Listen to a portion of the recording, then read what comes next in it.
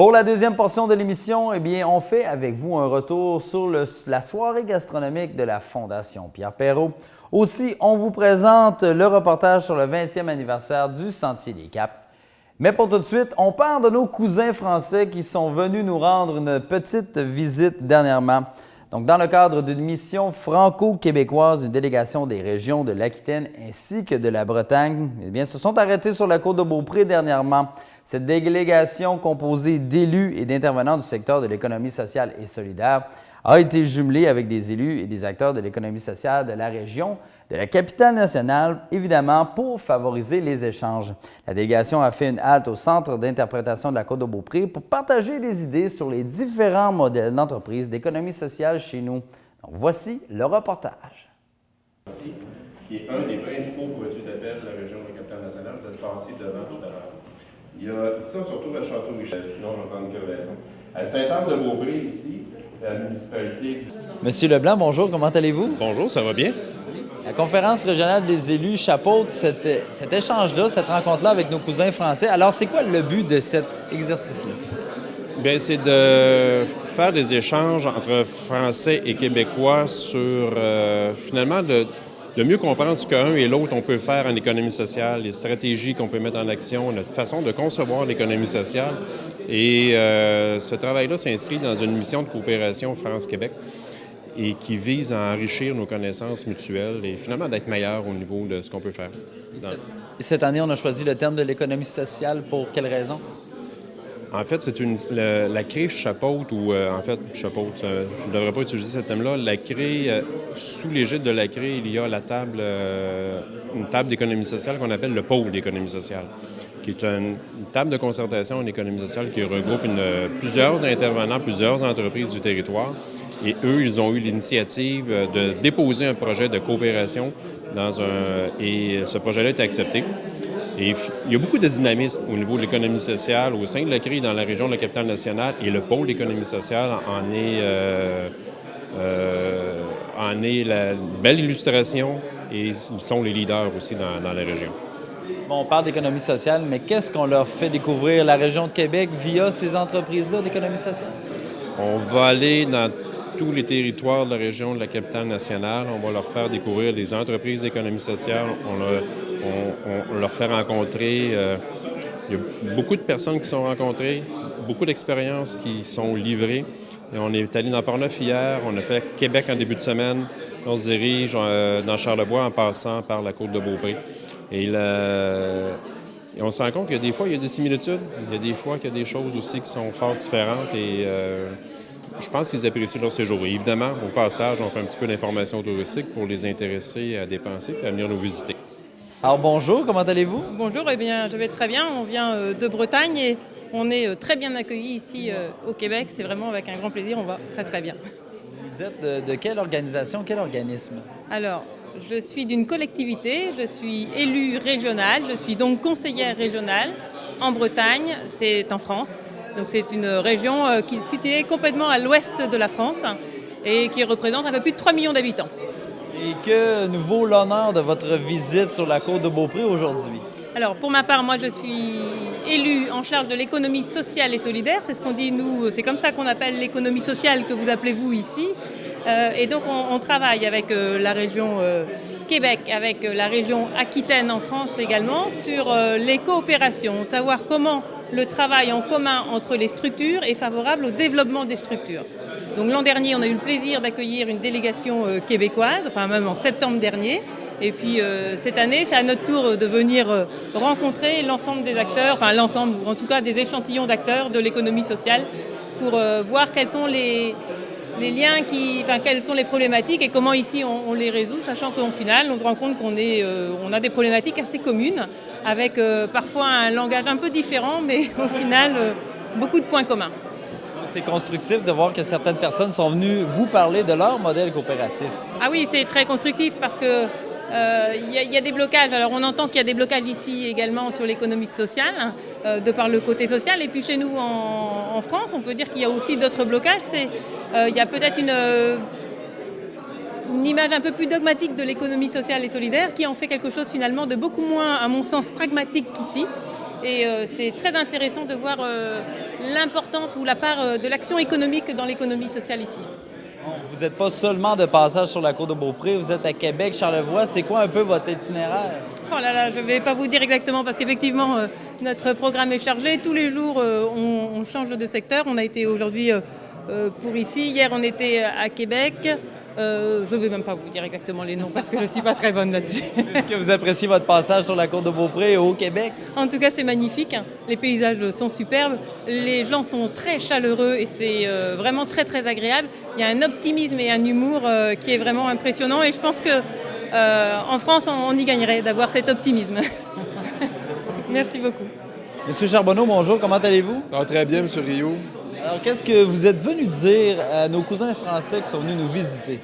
Dans le fond, c'était de leur présenter principalement le modèle coopératif, le modèle du Collège Géo-Sommet, de montrer un peu l'historique, la raison pour laquelle on a fondé une coopérative de travailleurs qui était pour sauver l'institution. Mais maintenant, ben, c'est la rétention du personnel, c'est l'engagement du personnel, c'est les valeurs de coopération et d'entraide qui se développent au Collège Géo-Sommet, puis en grande partie à cause de la coopération des membres du personnel. C'est un modèle que les Français connaissent un peu moins, donc ça a suscité l'intérêt. On vous a posé beaucoup de questions. Effectivement, je sentais qu'il y avait beaucoup d'intérêt sur notre modèle, puis je pense qu'avec raison. Puis ça devrait peut-être aussi être un modèle que d'autres au Québec qu'on développe en grande partie sur tout le territoire, des petites écoles, un milieu de vie pour des jeunes qui des fois ne savent pas vraiment vers où s'orienter, d'arriver dans un petit milieu avec des gens passionnés donc oui.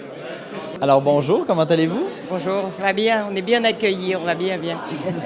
Alors j'aimerais ça que vous vous présentiez, s'il vous plaît. Moi, je suis élue du Conseil régional d'Aquitaine, qui est une collectivité au sud-ouest de la France, pour ceux qui voient la carte là, entre Bordeaux et la frontière espagnole, qui a 3 millions d'habitants et qui a des compétences en matière de transport, etc., mais aussi d'économie. Fait que ma délégation au Conseil régional, puisque moi je suis l'équivalent de ministre, je suis vice-présidente, c'est de prendre en charge l'économie, ce qu'on appelle chez nous l'économie sociale et solidaire. Ici, économie sociale, c'est pas tout à fait les mêmes structurations, les mêmes organisations, mais on est venu travailler ici sur ce qu'on appelle les pôles de coopération, qui sont de différentes formes chez nous, ici, en même temps que la région Bretagne. Les Québécois étaient venus en Bretagne et en Aquitaine l'an passé, et là, c'est nous qui venons voir un peu les projets, échanger pour essayer d'avancer tous dans les systèmes et les modes de coopération. Et quelles informations vous êtes venu chercher, en fait? Beaucoup sur plus que les comparaisons, parce qu'après il y a des questions de vocabulaire, quand on dit conseil d'administration, OBNL, chez nous c'est association à but non lucratif.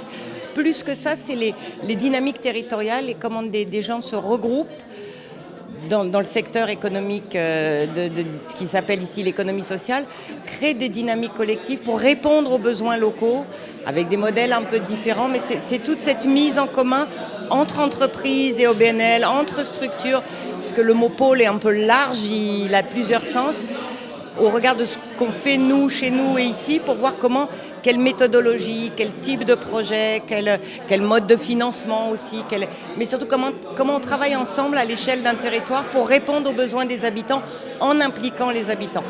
Après, en fonction des différences des pays, chez nous, sur la puissance publique n'a pas le même rôle nécessairement qu'ici, il y a des différences forcément, mais le côté engagement collectif, parce que je crois beaucoup aux valeurs de coopération entre les gens, surtout dans un système où l'économie financière pèse beaucoup, où on est dans des discussions d'accords économiques internationaux qui parfois menacent ou cassent les services locaux et les dynamiques locales. Moi, je suis en plus une élue d'Aquitaine, mais une élue écologiste, donc pour moi, ça a beaucoup d'importance, toutes ces analyses un peu systémiques où on prend en compte toutes les choses. C'est un peu l'économie sociale, c'est un peu l'économie du développement durable, parce que il y a de la démocratie, il y a l'idée qu'on fait attention aux ressources humaines et aussi aux ressources naturelles et qu'on répond à des besoins en visant un peu des dynamiques collectives et du long terme, pas seulement juste là maintenant pour faire de l'argent.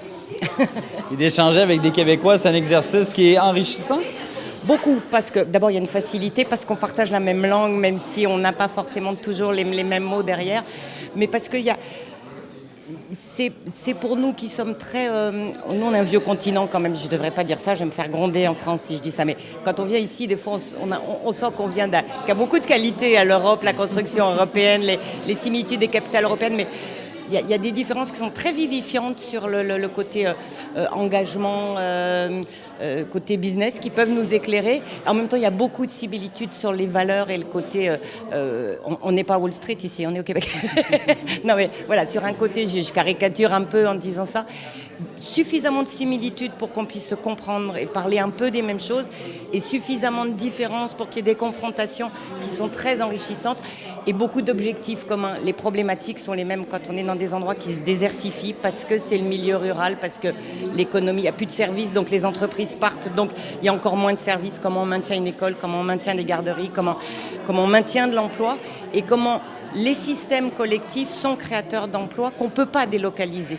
C'est-à-dire qu'une entreprise qui achète et qui revend des bouts d'entreprise, elle peut être n'importe où dans le monde. Mais les besoins des gens qui habitent là, il ne peut y être répondu que par les gens d'ici aussi, qui se regroupent, parce qu'il y a d'autres manières de répondre aujourd'hui qu'il y a 50 ans ou que demain, où les besoins sont nouveaux, les transports collectifs, parce que quand l'énergie est plus chère, il faut avoir d'autres systèmes que la voiture individuelle, par exemple. Bon, tout ça, c'est des manières de chercher des réponses collectives et sociales au sens le plus, le plus généreux et le plus engageant du terme. Et vous appréciez votre expérience chez nous, votre passage chez nous plutôt? Ah oui, mais moi, c'est pas la première fois que je viens. Je suis venue ici même il y a 30 ans. Mais toute seule, j'étais pas élue. Mais beaucoup de plaisir à échanger, parce que beaucoup de respect, d'écoute. J'espère qu'on passe pas pour trop arrogant, parce que je sais que c'est un des reproches qui nous est fait parfois.